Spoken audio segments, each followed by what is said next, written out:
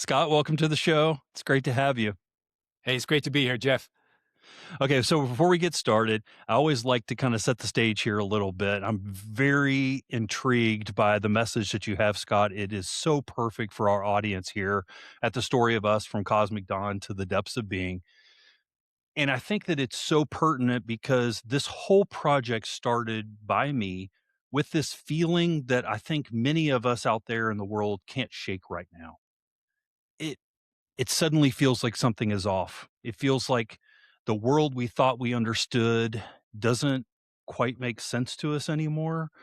We're being asked to evolve at a pace that humans have never been able to evolve in the past as quickly as possible. Our institutions feel super shaky. The rules don't seem too clear anymore. And underneath it all, it feels like there's this quiet question that a lot of people I know are asking themselves, and that's why do so many of us feel like the world is crumbling apart? And why do we feel this all so suddenly? And I think the follow up to that is if everything is falling apart, is it falling apart or are we actually trying to emerge into something brand new and fresh? And so that's what we're going to talk about today. Today's guest invites us to see this moment with a little more clarity and a little differently. His name is Scott Paradis. He's a retired U.S. Army colonel. He's a former congressional fellow and national security fellow at Harvard. And after decades inside systems of power, he stepped back to explore the deeper forces shaping our world. Things like money and human potential and consciousness. So it's really cool. His newest book, What's Really Going On, Apocalypse or Evolution, is just out. And this book challenges the ideas that we're, as humans, in collapse and instead suggests that maybe we're just in some sort of transformation. So hopefully there's some hope for us, Scott, because we all feel this underlying current of chaos and anxiety. And so I'm excited for us to dig in a little bit and get some insights from somebody like you. Well, it's great to be here. Great to be with you. And that feeling you're pointing to, the word I might use is malaise. There's this sense of anxiety and malaise, and we'll talk about it. I love it. I love it. So this is the story of us. And we always start off with story. I would love to get to know you as a fellow human being. So take us back. What does life look like for Scott? Well, I grew up in New Hampshire. So remember, my extended family was very large, but I was in a small town in southern New Hampshire. And kind of give you perspective on the direction I ended up, as my father had served in the Air Force and some of my uncles had served and so forth. And so I always thought I would serve in the military. And then as I was going through high school, I actually considered early along in high school applying to a military academy. But by the time I reached my senior year, I started applying for colleges, got accepted to the University of New Hampshire. And I thought, okay, that's the direction I'm going to take. And I kind of put service on the back burner. Well, interestingly enough, so I'm in my senior year of high school, already been accepted to college, and I get this phone call from an Army recruiter. And so what I expected, I expected him, when I told him I was going to college, I expected a hang up, thank you very much and good luck. Instead, when I said I'm going to college, he said, have I got a deal for you? Have I got a deal for you? The deal was to join what was called at the time the simultaneous membership program, where you enlist in the Army Reserve, which is the couple of weeks every year, 1 weekend a month, couple of weeks during the summer, that sort of thing. And then at the same time, enroll in the Reserve Officer Training Corps, which is ROTC at the university. So simultaneous. So 3 days after graduating high school, I was on my way to Fort Dix, New Jersey for my Army basic training.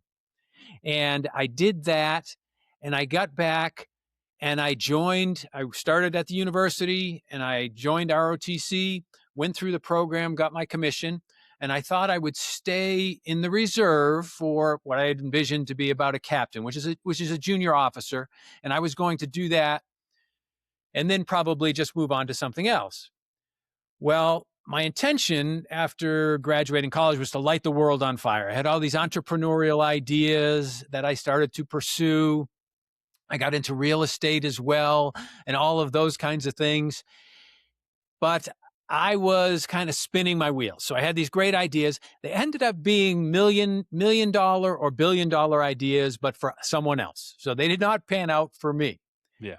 I got married 18 months or so after graduating from college, and my wife was teaching school. So her income was the steady income. Mine was up and down based on my entrepreneurial interests.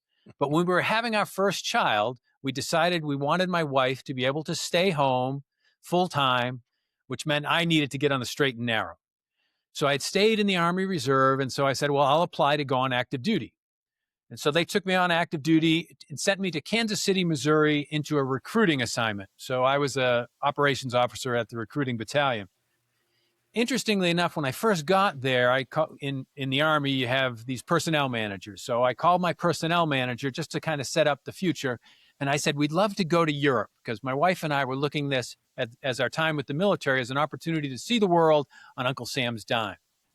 So he said, you want to go to Europe? And I said, we'd love to go to Europe. He said, well, don't call us. We'll call you. Everybody wants to go to Europe. So, so I go through my 3-year assignment. I'm coming up to the end of my 3-year assignment. The phone rings and it's my personnel guy. And he says, hey, are you still interested in going to Europe?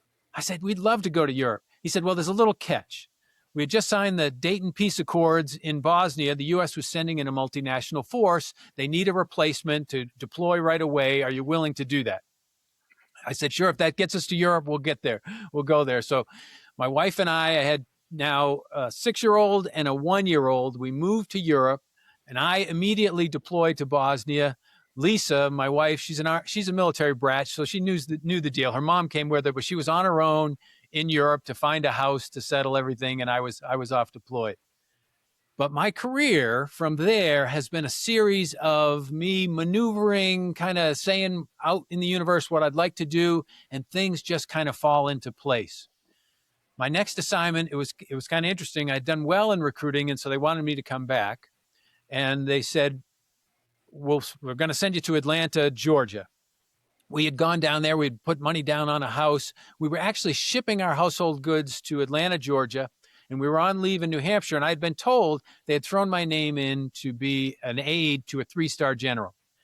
And they said he'll probably do a telephone interview. And so I'm on leave at my parents' house in New Hampshire. I get this phone call from a 3-star general, and we had this conversation. He grew up in Boston, which is 30 minutes from where I grew up.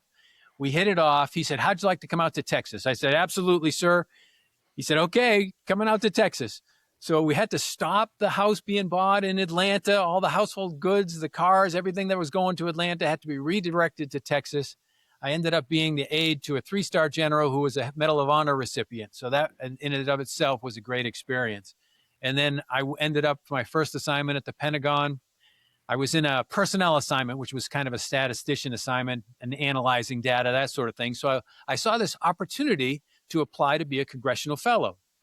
And the application process, it ends up with the general who's, my boss's boss's boss knew me. And he said, I want Scott to be my congressional fellow this year. So off I went to the Senate for a year. And it was a great opportunity to see, I'll say it this way, how the sausage is made. So we were looking from the Capitol Hill side, looking back at the Department of Defense and how everything happens and how it all works. Long story short, I finished out my career at the Pentagon after some other assignments and a time at Harvard as a national security fellow. But then when I was leaving the military, I wanted to do something that was both made a contribution and an impact. So I thought I'm going to get involved in personal and professional development, where I write books and put together educational programs and that sort of thing to help people grow as individuals personally and professionally. And so I started to write books, put together programs. I've written 11 books and programs. I would say they're all in the success principles genre. There's some leadership, some money, some health and fitness, but essentially it's all about improving yourself personally and professionally. And so as of late, because of, like you introduced, we're all feeling this anxiety and malaise. I've been looking at what's going on in the world and how did we end up here, which has led me to my latest project, which is what's really going on, apocalypse or evolution. When we finished in the Pentagon. So I was in Virginia, just in outside of Mount Vernon, if you're familiar with that part Sure. of the area around Washington D.C. We then, because of family reasons, moved to Alaska. So I was in Alaska for a number of years. And now, just about 8 months ago, we moved to Denver, Colorado, where my son and his wife are, so that we'd be closer to them. So we're here, and I'm still pursuing this, trying to make a contribution, trying to make an impact. It's wonderful. Now, you had a lot of access to systems when you were in the military and at Harvard.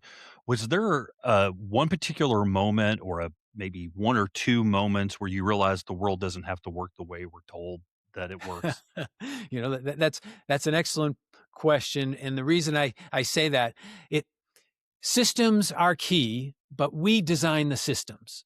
So part of when I was first introduced on Capitol Hill, I went in to see a senator and was meeting for, I forgot exactly what the purpose was, but I asked the question of one of the legislative aides, why don't we attack problems and look at them holistically?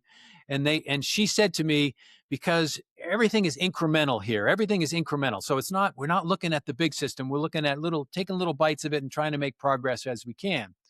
Well, how do things get done here in the Senate? It's all about relationships. Relationships. So the systems are just this convergence of relationships and ways that we make things happen that we have, I'll say, institutionalized or made into systems on how things work. And so then we all gravitate toward these worldviews that are in line with these systems that have been developed, and we rarely question the system because the system has been something that's been with us our whole lives. That's just the way it works. And in fact, it is all designed by us or our ancestors, if you will, depending on what the system is, that have helped us navigate this life to get where we are today. But the key point that I want to emphasize is that we design the system and we have made the rules. We've set up the rules of the game and we choose how we play the game. Which means we have a choice about the future, whether or not we're going to change the rules of the game. Is that right? That's it exactly. That's it exactly. And one of the things, and so my main focus is this apocalypse or evolution. What's really going on, apocalypse or evolution, but a subset of that is looking at money. And I say money for most people is the most important thing. When you press people, they'll say family and they'll say God and all these other things. But I'll say, okay, what do you spend most of your time focused on? And they'll say, well, I work, I'm worried about money. It's all of these things, but it's all to maintain a lifestyle or accomplish some goals or get a level of status or a level of comfort and security. It's a system. It's all a system. So the subset of what's really going on is within this area of money and how we treat money. But when you look at the money game, there are two types of games we play. One is the making game, which is what most people think of as the real economy. That is, I make a contribution, I create some value, and then I bring that value to the marketplace and I exchange that value for some reciprocal value. That's the making game. That's creating value. We're expanding the pie.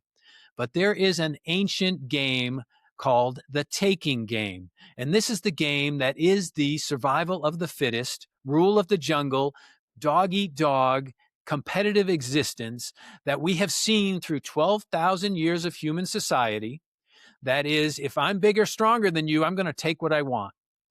And now we have civilized it. Now we have made it legal, and we have made it under this game, this system of what we call our financial system. But in many respects, it's still us playing a taking game. And now what I tell people is we have a choice. We have a choice on, first, we've got to recognize the games we're playing, and then we decide how we play the game. Am I fundamentally going to play a making game where I'm increasing the pie, or am I going to play a taking game where I'm just trying to get a bigger slice of the pie? But it's a game that's been around for a very long time. It's a system that we continue to propagate because certain people benefit, majority do not, but the game continues because most people never step back and look at the games they're playing. Yeah, it's amazing that one of my inspirations has been a comparative mythologist. His name's Joseph Campbell. If you haven't read any of his things, you should. He's really cool. But he really opens up your eyes to money when he talks about money being just one of the myths that have been created by humans. When you really step back and think about it, money is such a part of everything in our life from the time we're born. We never really look back and say, this is just a piece of cotton. This dollar bill. It really isn't anything. It's only worth the stories that we tell about it, and that we all agree that this is worth something in exchange, but it's really kind of a myth. And I think that's really interesting. How does misunderstanding money distort how people live their everyday lives? Yes. I think what ended up happening when you look at the evolution of money and this idea that, so you go from a barter economy or this idea of debts, uh, debt obligations and credit and debt. So there are two arguments on how money originated. One was a barter economy. We came up with a medium of exchange to facilitate a multitude of wants because we had to find a commonality of wants. So money was our good answer to that. And in the early days, it could have been anything. It could have been grain. It could have been rocks. It could have been beads. And it ultimately moved to precious metals of silver and gold. The other story that's still being argued about is that it was credit and debit. So you had a relationship with folks, someone would extend credit, the other would receive debits or debt. And there were actually some of our oldest writing, the oldest human writing is the records of those debts. So we had those two ideas of what money was. But when you peel back the onion, really it is, as you said, it's a social construct. It is just a human made creation of a way to play this game, which is exchanging value. The old way, the way that the game was played was a domination game, a competitive game. The stronger, the bigger, the stronger just takes what they want. But they realized we're better off if we cooperate and collaborate and create together. So we'll create some value, we'll exchange that value, and we'll use money to do it. So the misperception now is what ends up happening is we develop something, we adopt it as money. And right now for us, let's say it's the United States dollar. Well, once people buy into the dollar has some value, and it has value because it's a medium of exchange to help us get what we really want. But once we decide that that dollar is valuable in and of itself, we divorce ourselves from this idea of adding value and it becomes just about seizing the dollar. Long as I get my hands on dollar, doesn't matter how, long as I have dollars, I can get what I want. Well, we're missing what the game is about, or what the purpose is. The purpose is that we create value, genuine, real value, and we bring it to the marketplace. We connect, we collaborate, we create together. That makes us all better off, and we're all better off when we're all better off. So if you want to play the competitive game, and that game is, I'm telling you, it overlays the making game, the taking game. And if we use it in parlance of what we've done in the United States, is we financialized all of these resources, and it's all about ownership, which is playing that taking game. So our misconception about money is that it's just to facilitate human relationships. It's all about relationships and adding value to the equation. When we lose sight of that, it's very easy to fall into this taking game, and that's where all our problems begin. So money is one of the constructs in the system.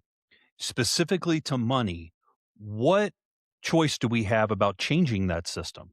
Changing the relationship between the makers and the takers, because it does feel like the system is set up, especially here in America, for certain people to be creating all of the wealth, the makers of the money, and a whole subset of people, other people that are takers. And there's not much balance left anymore, right? You, So you know, you said earlier we have a choice because this is a system we created and we're complicit in sustaining it.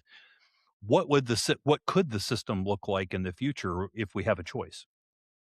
it's interesting. Some folks have proposed essentially a moneyless future, and that we will eventually get to a moneyless future. And I have a hard time because I'm so grounded in this my whole life, this money construct, that how are we going to operate without money in our future? And it really is if we all collectively realize who and what we truly are, and that we are bringing value through our effort to collectively together. But to kind of the meat and potatoes of your question, how do we change the system now? I say the first thing is we've got to realize there are two games afoot, the making game and the taking game. We've got to realize that we collectively, as you say, we are complicit in both the constructing the rules of the game and then playing by those rules. The rules are that the making game creates all the wealth and the prosperity, and the taking game just extracts it. But we continue to, and you said the word balance, we have to, as a society, be more concerned about leveling the playing field than we are about, historically, humans tend toward hierarchy. And hierarchy is why we continue to play these taking games. Once we realize, so those three things. First, we've got to realize it's about bringing value to the table. This is a made up game and we can change the rules. But then the starting place is we've got to level the playing field. Because right now it is a very tilted playing field with a few at the advantage, the majority at the disadvantage, and most people don't know why. I can't make ends meet. As hard as I try, I can't make ends meet. Why? Because the taking game is extracting all the value you create. And until we collectively realize this and say, and it's serious enough that we want to level the playing field, we're not going to change our politics, which is not going to change our economics. It all starts with our culture, with our individual perspectives and our individual choices. I love it. So let's get straight to the point. Are are we living through apocalypse or evolution? What's the answer? Now I know you want to sell books, and we'll sell plenty of them on this show, but what's the answer? Are we living through apocalypse right now, or are we just rapidly evolving? Well, the word apocalypse itself. When the book of what we know as the book of Revelation was originally written in Greek, and the Greek name of that book was Apocalypsis. Apocalypsis is revelation. It is a revealing. It is a tearing down the veil. So, to answer your question, but I'll give you more nuance to it, it is an apocalypse from the perspective of revelation. It is this understanding.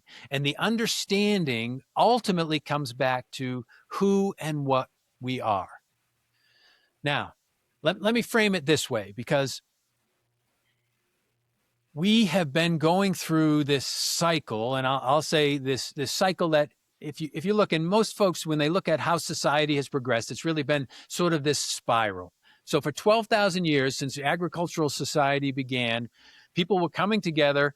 We would have periods of prosperity, but a lot of conflict. So you could look at history as either it was prosperity filtered through a lot of conflict, or essentially conflict with intermittent periods of peace and prosperity. So it doesn't really matter which way you look at it. However, what we've been doing is we've been doing the same thing for 12,000 years. We are now at a point, and I'll give you, if you want to go down this road, I can give you some perspectives of people who are trying to answer the question, what's going on? Why is there so much anxiety and malaise in society? But we've been going through this process for 12,000 years. We are now at a point in history where, for the first time in humans' evolution, we are being asked to make an evolutionary leap. We are at a point of a reset. And this is why there is all this anxiety and this malaise. So I'm going to give you 4 factors that are contributing to this. One is environmental upheaval. Now, you can say, well, we've always had storms and earthquakes and volcanoes and meteorites and all those things. Yes, I would contend that these are getting bigger and they're getting worse. And the potential that we have for natural disasters is an exponential increase. So we have this environmental upheaval. That's one factor. If we look at where we are in our economic cycle, we have extreme economic stratification. We have a very few people who are at the top who control most of the wealth and most of the assets around the globe. And we have the vast majority of the masses who are very distant from we are not equalized by any means. We are moving into that perfect hierarchy. So we have extreme economic stratification. The next thing is we have extreme political polarization. We have people who have taken, and I'll use that, what we're all familiar with, the right and the left. So we have extremes on the right, extremes on the left. People aren't talking to each other because they have demonized the other, all of those things that are happening, extreme political polarization. Then to compound all of that, we have technological advances that are outpacing what we as human beings can keep up with. And of course, the latest and greatest is artificial intelligence and all the things, all the promise and potential that it offers, but all the downside risk as well. Now, those four factors, pile that on top of what we as human beings face anyway. We have our own personal challenges. We have to deal with loss and all of those other things that go with just living a normal life, but then accelerated by each of those other factors. All of that brings this all to a culmination point, which for me, my perspective is this: what's really going on, apocalypse or evolution, is it is, and we are being pushed to an evolutionary leap. Now, and I've thought about this and said, okay, most human beings, the simple, when things get tough, times get scary, we always start, we look for some solutions, some answers, some white knight to ride in who's going to fix all of these things, all these problems that must be obvious to everybody. We need to level the playing field. We need to get over our political polarization and come together. We need to set some guardrails on our technology and at least have some genuine conversations about our future regarding technology. None of that is happening. So why? Why is none of that happening? My answer to that question is because this point of reset is fundamentally a personal decision point. We each, individually, the 8 billion people on this planet, each have to make a choice. And the choice ultimately comes down to, do I want to stay in the competitive dog eat dog, survival of the fittest, might makes right world? Do I want to continue this cycle of bigger, stronger beats the weaker and the smaller? Or do I want to level up to a new reality, a higher resonance, if you will, and start again where it's cooperation, it's collaboration, it's creativity, it's peace, it's joy, it's a whole new level of prosperity. But the key is each of us, there is no one's going to make this decision for you. Each of us has to make the decision for ourselves. You described that as evolutionary invitation, I think, Yes. right? Yeah. Well, what happens if humanity refuses the invitation? My perspective is we still have free will. And so we still have the free will to make bad choices. Now, I use the word bad, and it's easy to fall into the good and bad, but let me not frame it as good and bad. Let me say this. So our choices are not good and bad, but they all have consequences. All of them have consequences. Some of those consequences, and I'll use it that we associate with the word bad, are going to be conflict and violence, death and destruction, pain and suffering. Now, those are not without opportunity. So we go through suffering. We have these challenges, and they help us grow as human beings in this experience, in this time and space, in this reality, right? So the challenges are not, I'm going to go back to that word bad. The challenges are not bad. They have a purpose. And sometimes the purpose is painful, but sometimes we need that to help us grow. But I'm saying the majority of things, do we want conflict and violence and destruction and death and pain and suffering? Or would we rather opt for cooperation and collaboration, unity and joy, and all of these opportunities that go at a higher resonance where we're not labeling people and judging people and condemning people? What we're doing is we're revealing who and what all of us are. Yeah, it's interesting. After reading your book and speaking to other people, I just had a conversation this morning over a cup of coffee that was so enlightening to me. And the light bulb came on for me as it relates to artificial intelligence. And I'm in the healthcare field, and there's been a lot of talk about using artificial intelligence to help the patients navigate a complex healthcare system. And I have said routinely that the patients will engage in artificial technology, but there's a trade off. they'll use that to get to a human to human connection. And when they have that to human connection, they're going to want the razzle dazzle. And the light bulb that came off for me today was, maybe the positive about the rapid advancement of artificial intelligence is that at its core, it will replace the robotic components of modern human living so that we can have a rebirth to be human again. If the machines do the robotic work that we've been asked to do as part of the system, then maybe this is an awakening in humanity for two things. Number one, it will allow us to drop some of our ancient stories that divide us, myths like religion and things of that nature. And it will bring back this humanistic view of what it really means to be human, what it means to be interconnected with others. And we have a real opportunity here to be able to use technology to become human again. What do you think about that? Am I on the right track? I absolutely agree. And one of the things that I consistently advocate is we need to be having these conversations. Because right now, if we don't have these conversations, we're going to leave it to the people who are going to control these things. And they're either going to paint it all bad or they're going to paint it all good. And it really is, again, goes back to our individual choices because I see this great opportunity with this. As you said, if it takes care of all of those mechanical processes, those robotic things, those things that are just rote repetition and all of that. But there is also some creative opportunity as well that has the potential to enhance our experience of life. But I think we need to have the conversation and understand this so that we can put the appropriate guardrails because the reverse can happen as well, which is a surveillance state, which is absolute control, which is putting people in their boxes and in their place. That's the absolute worst of it.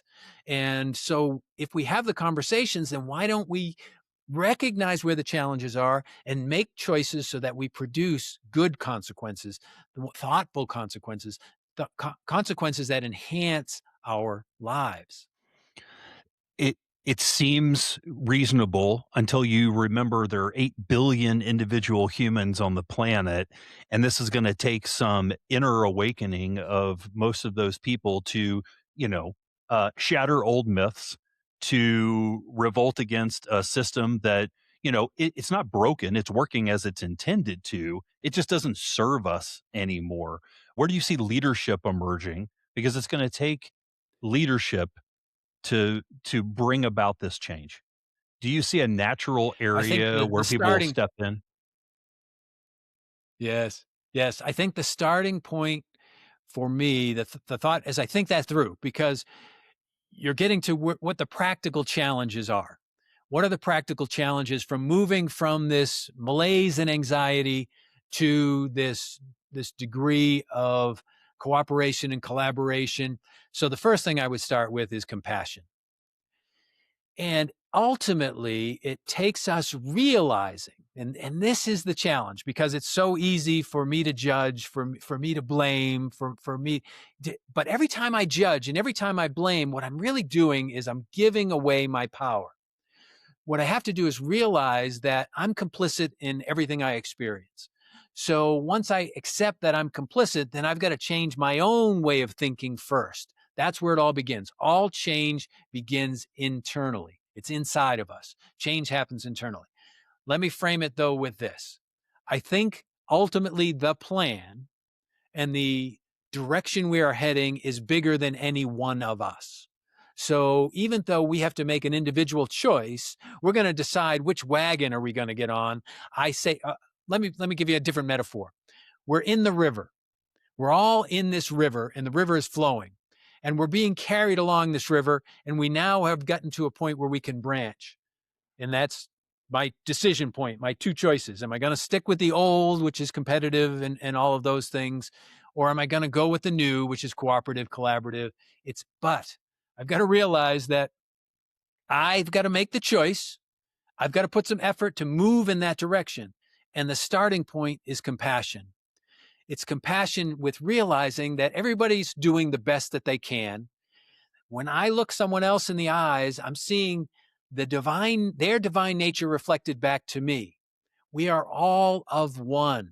So once we realize that, then it's no more whatever this facade is. Here, I'll frame it this way. We often think that life is for us to become, and we set these goals. I'm going to become, have, do, or be whatever it is that I'm going to have, do, or be. Flip it around.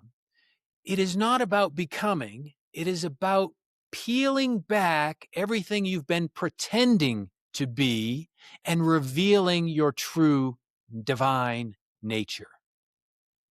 Wow. Okay. I dig it. You you you spent a lot of time on this. Where did this shift happen in you personally? Was there a moment where you just felt this shift where you finally saw from the outside looking in the system and you had an awakening that you could feel in real life? It's interesting, the kind of the path that I followed. So coming out of college, was doing my own thing, and then joining the army, and then progressing through the levels of the army to ultimately where I was at the Pentagon and on Capitol Hill. So I'm thinking, okay, I'm in a place where I can really influence some big issues. And as I mentioned, typically they're approached incrementally, but we've developed this system that doesn't level the playing field. As a matter of fact, it tilts the playing field. So the longer that I spent, more time I spent in that, the more I realized, wait a minute, something is off here. And it's about these systems that we're building. And you can I'm going to oversimplify because there's human nature, and that has its own nuances. And we have the environments that we're in, but then these systems that we built, much like the money system or economic system or our political system, those are collective things that we agree to, rules of the game that we are going to play by. But if I want to change the rules of the game, I've got to first realize that we're playing a game, that we make the rules, and then I'm going to make some deliberate choices about how I'm going to change that system. So I would say over my time in the Army, but mostly when I got to Capitol Hill and saw that they we always have this potential, and for some reason we're not reaching for our full potential. We would rather have, I'm just going to do well enough, good enough, and as long as I get a little bit further ahead, then that's good enough. And unfortunately, as long as we propagate that motivation, then we're not going to come to this collective cultural awakening. And it's interesting because the dynamic here is what we're going to do, we're going to progress or we're going to regress or fail collectively, but it's going to be on the backs of individual choices.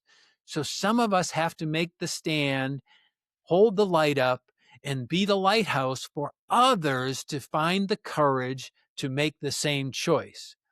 Unfortunately, most people don't even realize I've got to make a choice. They just think this is the way it is because this is the way it's always been. It's a competitive rat race. I've got to compete. They're missing the opportunity. The opportunity is here and now for you to make a choice. Are you going to reach for your full potential? That is, reveal what you truly are. Or are you going to just say, it's going to fall back into how it's always been? I heard one thinker frame it this way. He said 20% of the population are the doers and the shakers, the makers and the optimists. 20% of the population are I'm not going to do anything. I'm going to resist everything. It's all about getting ahead. It's the struggle. It's the competition. 60% are subject to influence. If you can get the 20% to influence the 60% in the right direction, the ship turns. Mm. So it's all about finding that tipping point and getting more and more people to realize it really comes down to me and the choices I make.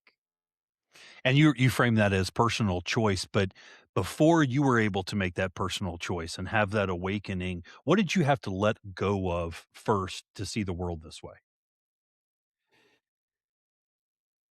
Well, the it's interesting because I'm always a work in progress. So I'm not there yet. And the Aren't we all? first my work in progress challenge is judging. So it's this idea of they're making the wrong choice. It's going to produce this kinds of consequence. It's going to influence everyone else. Yes, that's true, but I'm not walking in their shoes. I don't know why they're making that choice.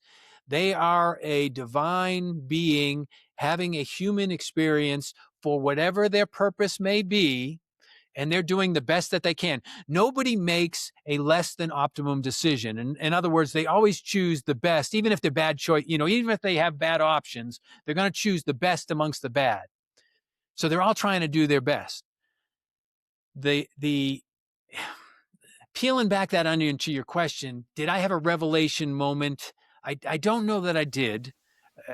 It's been a slow kind of opening my eyes to see, but I realize I'm still complicit in the reality I create. So those challenges out there are just as much of, I'm just as much a part of all of that as everyone else. But what I'm trying to do is recognize that you and I are in this together. We're all in this together. And if we can recognize that and say, you are valuable, I am valuable, let's work together, then we can make some progress. It's if I keep holding my hand up and saying, no, you're no good, or I judge you for whatever it may be, then we're never going to come together and we're never going to make the progress. So it's been a lifetime of evolution, and I've been directed. The army is fundamentally about using force to achieve political ends. So I've been educated in this use of power and how to apply power to achieve specific ends. And then you go to Capitol Hill, and Capitol Hill in politics is all about using influence, so personal power to achieve specific ends. When ultimately we have the power if we're willing to recognize we have the power. We're on an individual journey for a purpose that we've determined, and it can be better than we can even imagine if we will recognize it's not about fear and hate and dominance and competition and all of those other things. It's not about getting ahead of anyone else. It's about realizing what I truly am and then accepting and embracing that. People like you, Scott, are helping humans make sense of the world, explain the systems that run the world. This show is about helping people feel their place within that broken system. So the question I have for you is, you obviously feel this underlying chaos and malaise that you described. How do you stay grounded when everything feels unstable? Part of it, and sometimes I look at the headlines and I just shake my head and I think, okay, so I can dive into the headlines and determine that it's up to me to fix it. It really isn't up to me to fix it. I'm not here to fix the system. I'm here to optimize my purpose and my being. So I'm on an individual journey. So it's not for me to fix everything that's broken. It's not for any one of us to do that. The however is I've got a part of one, and this is one of the first things to do if you want to be healthy. One of the best ways to have a leap in your level of health is to stop doing the things that negatively impact your health. So it's the smoking, the drinking, the excess eating, it's the sleeping, all of those things. It's the couch potato things, all of those. Stop doing all the things that harm you. That's the starting place for most of us. Stop doing all the things that harm us. And then we can open ourselves up so that we don't get caught. So the first thing is you are complicit in the reality you experience, but you are not responsible for fixing it all. It's just not on you.